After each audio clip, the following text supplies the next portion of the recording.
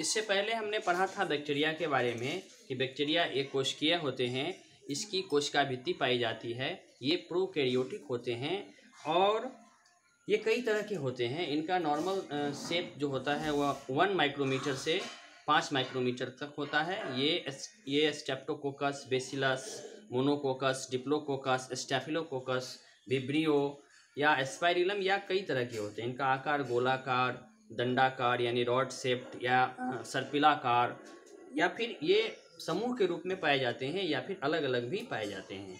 आज हम पढ़ेंगे कि बैक्टीरिया से हमें क्या लाभ होता है और इसकी क्या हानियाँ हैं। तो सबसे पहले हम इसके लाभ की चर्चा करेंगे कि बैक्टीरिया से हमें क्या लाभ है। तो मिनरलाइजेशन सबसे प्रमुख लाभ है। मिनरलाइजेशन कई तरह के मिनरल्स और कार्बनिक तत्व जो कि हमें प्राप्त होते हैं, ये अपघटन और विघटन के परिणाम स्वरूप ऐसा हमें प्राप्त होता है। खेतों में खनिज पदार्थों की जो पुनः पूर्ति हो पाती है, यह बैक्टीरिया की सहायता से होती है। दूसरा है नाइट्रोजन निर्धारक। राइजोबियम एसिटोबैक्टम और एजेटोबैक्टर का नाम आप लोगों ने सुना होगा। ये एटमॉस्फेरिक नाइट्रोजन को फिक्स करके लेगुमिनेंसी प्लांट्स के जड़ों में आरोपित कर देता है, जहाँ से ऐसे पौधों को पोषण प्राप्त होता है जो कि वृद्धि और विकास के लिए रिस्पॉन्सिबल होता है। तीसरा है पदार्थों का चक्रण। कई प्रकार के पदार्थ जो कि एक चक्रीय अवस्था में होते हैं, इनके चक्रीय अवस्था में पुनः पूर्ति के लिए आवश्यक होता है ये बैक्टीरिया यानी जीवाणु। उसके बाद कई तरह के सहजीवी संबंधों में बैक्टीरिया बड़े लाभदायक होते हैं। हमारे पेट में रहने वाले बैक्टीरिया हमें भोजन को पाचन करने में, उसके डाइजेशन में हेल्प करते हैं और फिर इसके बदले में वो हमसे भोजन प्राप्त करते हैं।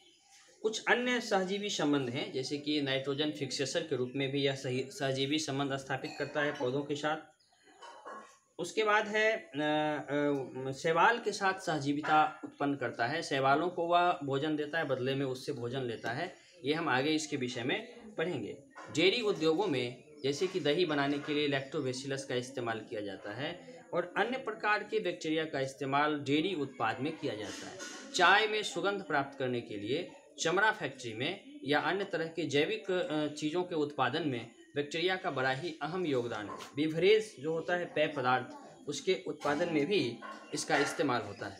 उसके बाद है कि बैक्टीरिया कई प्रकार के औषधीय कार्यों में, औषधियों के उत्पादन में सहयोग करते हैं। उदाहरण के लिए स्ट्रेप्टोमाइसिन, उसके बाद क्लोरोमाइसिन, क्लोरोमाइसिटीज, टेरामाइसिन, ये सारी दवाओं के इस्तेमाल के लिए उत्पादन के लिए बैक्टीरिया का प्रयोग किया जाता है।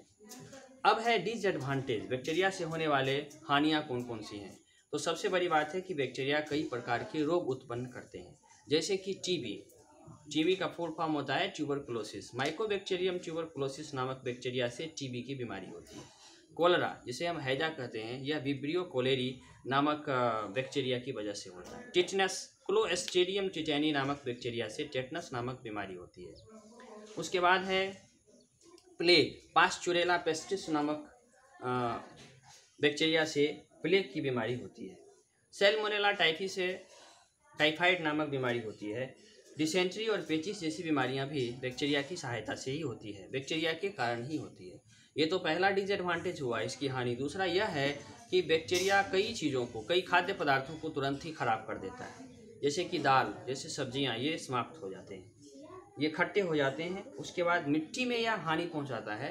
कई प्रकार के फसलों को भी यह परेशान करता है। तो इस प्रकार से बैक्टीरिया के कुछ लाभ भी हैं और कुछ हानि भी हैं।